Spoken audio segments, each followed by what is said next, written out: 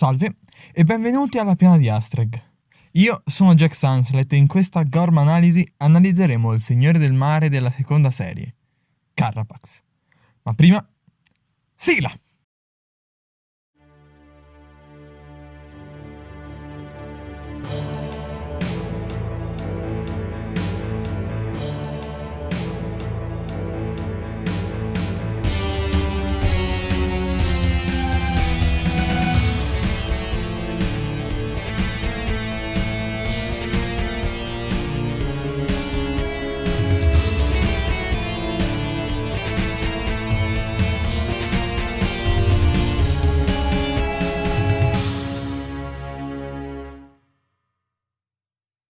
In questo video voglio provare a mettere una struttura lineare all'analisi, così da creare uno standard per essa.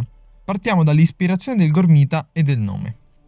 Carapax, il Signore dei Mari, è ispirato principalmente ai crostacei, per via delle sue chele che richiamano ai granchi e alle aragoste, di alcuni elementi del suo corpo che ricordano un esoscheletro, e del suo nome, una versione pseudo-inglese della parola carapace, che indica una parte dell'esoscheletro di alcuni animali, tra cui tartarughe, arachnidi e, per l'appunto, crostacei.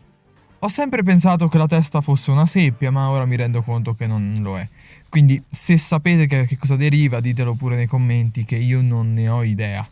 Ora passiamo agli eventi che lo riguardano, dato che essendo un signore ne ha parecchi. Lo vediamo per la prima volta quando si rende conto di essere stato nominato campione del popolo del mare durante la saga della Grande Eclissi. Nel magazine infatti ci viene detto da Carapax stesso che le energie delle altre creature del mare stanno confluendo in lui, proprio perché è stato scelto come campione, e ciò può suggerire che i signori della natura non sono necessariamente più grossi e potenti in maniera innata, ma lo diventano quando gli altri gormiti del loro popolo scelgono loro per questo ruolo, dato che secondo loro sono i più adatti.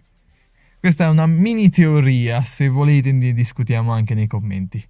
Successivamente partecipa al torneo accompagnato da Murena la Stetolatrice, combatte contro Colossus e vince più che altro per un errore del suo avversario.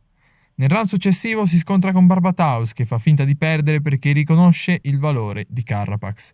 Infine, l'apparizione di sorpresa di Errore Profondo lo porta ad un ulteriore scontro, in cui si trova in una situazione di vantaggio. Ma Incubo di Fuoco interviene e lo acceca momentaneamente, ribaltando la situazione. Ma gli altri signori della natura, uniti, scagliano un colpo contro Errore Profondo, sconfiggendolo. Partecipa ad un'alleanza dei signori del bene, che viene demolita dal tradimento di Helios nel Grande Inganno. Quest'ultimo, per dimostrare la sua fedeltà a Magor, attacca Carapax, che non vuole rispondere ai suoi colpi e quindi viene sconfitto. Dato che i popoli fedeli a Magor hanno ora i poteri atomic, il vecchio saggio dice ai suoi signori come ottenerli. Per ottenere la profonda bioluminescenza, Carapax si deve dirigere verso la fossa degli spiriti, difesa da Tentaclion. Vince lo scontro e ottiene i poteri atomic. Si dirige allora verso la piana di Astreg, dove Colossus è inerme sotto i colpi di Errore Profondo ed Helios. Con un colpo di energia scaglia via uno dei due ed entra in battaglia. Ma dopo un po' che combattono, Colossus e Carapax si ritrovano entrambi sconfitti. I signori del bene allora si dirigono alla piana della mistica rugiada, dove si stringono in un triste abbraccio. Le loro lacrime, finendo nel sacro altare della vita, richiamano il sommo luminescente e tutto il suo popolo. Da questo momento in poi, Carapax non avrà più una grande importanza all'interno della storia, e riapparirà soltanto in un cameo dove parla con Nobil Mantis, presente nel corto eclissi finale. Parliamo ora delle sue stat e abilità. Nonostante lo vediamo vincere per bene una sola battaglia, è in realtà un gormita molto potente. Nelle Battlecars cambierai solo un dettaglio, invertirei i punteggi di magia con quelli della potenza, dato che viene detto e mostrato che è davvero forte e resistente. Inoltre, nella sua forma atomica vediamo che il punteggio di psicopotere aumenta molto, oltre al suo già alto punteggio nella forma base. Quindi suppongo che i colpi speciali vengono castati con lo psicopotere derivante dalla saggezza. Ci viene detto nella carta della serie Atomic che è tanto saggio quanto forte. La morsa delle sue chele è in grado di distruggere qualsiasi cosa. È capace di lanciare via perfino Colossus con la sola forza nelle sue braccia. E contro Errore Profondo notiamo che i suoi colpi fanno parecchio male. Inoltre lo vediamo resistere a parecchi attacchi senza subire troppi danni. Dato che Colossus e Barbataus reggono bene i suoi colpi e che lo vediamo usare maggiormente attacchi speciali, direi di dargli un punteggio alto ma non troppo.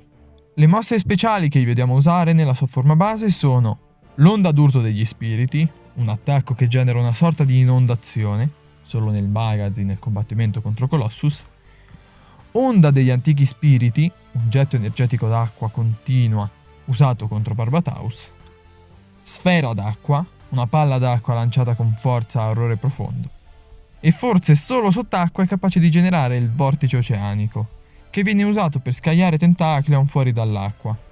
Una volta ottenuta la profonda bioluminescenza, lo psicopotere aumenta in maniera tale da superare di molto la potenza. Anche se nelle carte viene detto solo che la sua potenza aumenta, suppongo che questo punteggio della Battle Cards vada bene, dato che non lo vediamo più usare colpi fisici, ma solo 2 nuovi attacchi. L'attacco atomico combo, una mossa molto simile a sfera d'acqua, e un attacco non presente nel magazine che genera una bolla attorno al nemico che può essere usata da Carapax per bloccare i movimenti dei nemici e per scagliarli addosso a superfici solide. Un combattente notevole, non c'è che dire. Carattere e considerazioni varie. Gormita con un cuore puro. Oltre ad essere considerato il più valoroso guerriero degli abissi dagli altri gormiti del mare, perfino Barbataus riconosce il suo valore e crede che sarebbe il leader perfetto per Gorm.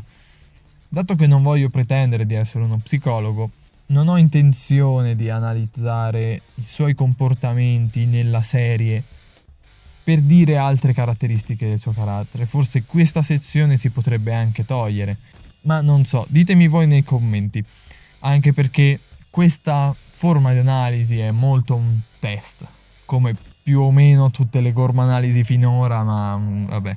Se volete modifiche quindi a questo format, ditemelo pure nei commenti.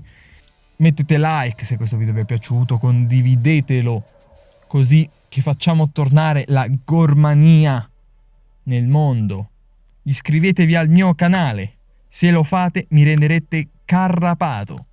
E niente,